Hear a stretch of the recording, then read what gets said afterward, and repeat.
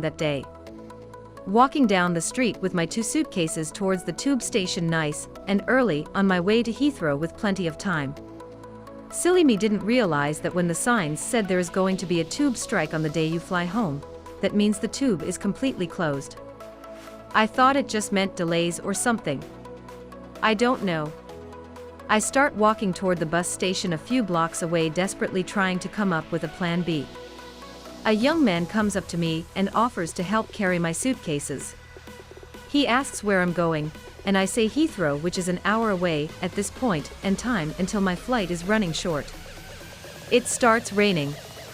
He says you'll never make it there on time on the buses. He calls me a cab, then finds a little awning where we can sit and wait for the cab and stay out of the rain. He lets me use his phone to transfer money to pay for the cab. Mine didn't have service outside my home country. We just sat and chatted for 30 minutes waiting for this cab, and he made me feel so much less panicked. I just couldn't believe the kindness he showed to some random person on the street, and I've never been able to find him again online to thank him. I was using crutches at the time after an ankle injury. Got off the tram to go to uni and hobbled straight into a surprise Melbourne spring storm. Guy with very limited English walked me from the tram stop to my class, holding an umbrella over me the entire walk, about 10 minutes. One of those lovely, warm, fuzzy memories. When I was 16, I'd taken my mom's old Pontiac Bonneville to the movies, and I was in such a hurry that I forgot to turn off the lights. When I came out, the car was dead, but someone left a set of jumper cables on the hood with a note that said, "I hope you make it home safely." I've never ever forgotten about that. Since then I've tried to pay that kindness forward any way I can. Edit, thank all of you for the awards. I was about 20 miles from home, and this was before cell phones were affordable, so that person saved me that night. For those asking, I'm assuming the person came out and saw my lights on and maybe even saw them running low/flickering and knew there was a possibility they would burn out before I made it back to my mom's car. Even if my battery hadn't died, it was a nice gesture. Crouching Tiger, Hidden Dragon just came out in theaters. I had been planning to go see it on my next day off. I didn't have a car, so I relied on the bus. The day of the movie came and there was a snowstorm. I walked downtown to get the bus, but there was a sign saying all buses were canceled due to snow. I was super bummed out and walked over to the local coffee shop. I ordered a coffee and was telling the owner how disappointed I was that I couldn't get to the movies. There was an older woman sitting in the shop and she overheard us. She looked at me and said, "I really want to see that movie too. Let's go, I'll drive." So that day me and a perfect stranger went out to lunch and to see a movie together. About a year later I started seeing this guy in town, and his downstairs neighbor was the lady who took me to the movies all those months earlier. We had stopped by her house for her to get a sweater before the movies. I told the guy me and your neighbor went to see Crouching Tiger together. He was like, "That was you." She went on and on about how cool it was to go to the movies with you. I was really drunk and started puking in the trash can in the women's bathroom since there was a line to get to a toilet. One of the girls in line held my hair up and rubbed my back, telling me I'd be okay. I drunkenly told her I loved her. I may also have been crying. Wherever you are, bathroom girl, I still love you. I was in Edinburgh, traveling alone. I met some guys at the hostel and we went to a club, but it was weird, so I came back to the hostel. The hostel is on the Royal Mile. It's 2 a.m. and there is a girl doing poi juggling. I did some poi juggling myself, so I stopped to watch, and when she stopped, started talking to her. I asked her where she was from. She said Brazil. So, being a stereotype guy like I was, I asked her whether she knew capoeira. She did. So, on Friday night, on the Royal Mile, me and a stranger did capoeira. It was more than 20 years ago, and I still remember it. It was awesome. I was going to a Starbucks to eat with a friend I met days ago. Suddenly a stranger about my age asked me how to go to that exact same place, so I told him that I was going there too, and we started a conversation while walking. When we got to the Starbucks, we sat at different tables, and I waited for my friend. He didn't appear because he had had some problems and finally he couldn't go. I asked the stranger if I could eat with him, and he accepted. Now we are friends and we sometimes talk through our mobiles.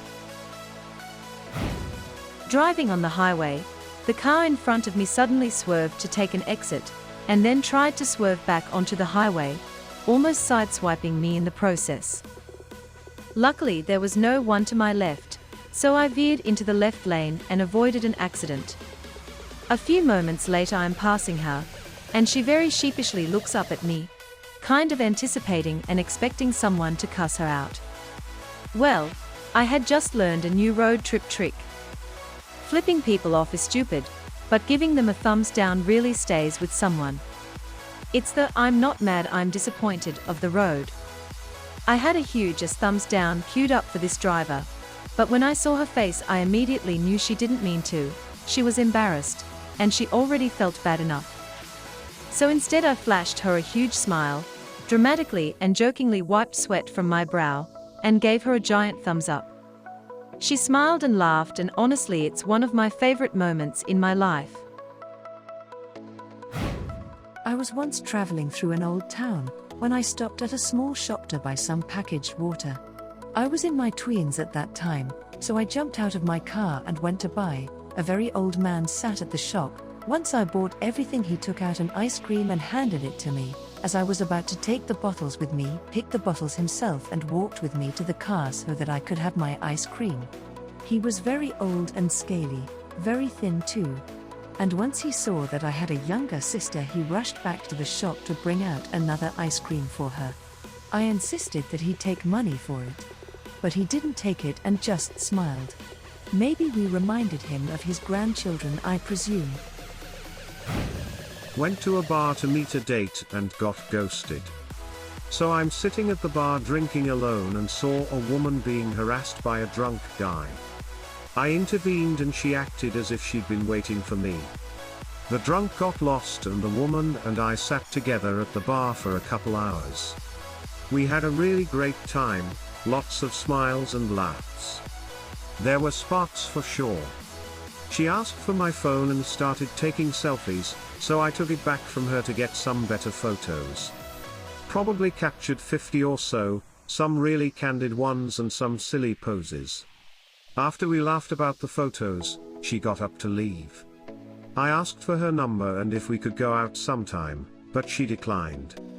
She thanked me for the wonderful night and said something along the lines of "let's just leave it at this and enjoy the memory." Somehow I felt okay with that. I kept her photos for several years and every time I saw them they instantly brought a smile to my face.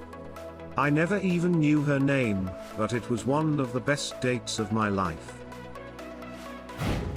On my honeymoon in Greece, we nearly got stranded driving our little scooter back from a day trip. Finally found a petrol station in this village, but it was during afternoon nap/siesta time. We apologized as best we could in the little Greek we knew. The guy obliged but looked a little annoyed. He casually asks where we are from and we tell him New Zealand. His face lights up and is amazed because he had never met someone from NZ before. He asks us what we are doing so far away from home. We tell him that it's our honeymoon. He tells us to wait there and comes back with a bottle of wine that's obviously worth more than the €6 of petrol we are buying. He refuses for us to round up the bill or for us to buy anything. He just tells us honeymoon is honeymoon, be happy, go. Hands down one of the best highlights of our trip. I guess this can be perceived as pathetic by some people, and that's okay. But I used to go to school with a bunch of horrible people. I'm disabled, so I look and walk weird. Every time I'd go out for lunch to my favorite food place and see them, they'd hurl insults. Anyway, I was standing in a long queue and they were behind me. There was an old lady, maybe like 70 to 80, behind them. They were making fun of my walk. I sorta can't walk straight, because I had a stroke as a kid, and this old lady called them a bunch of cruel twats. It was really kind of her to stand up to them. I will always remember that.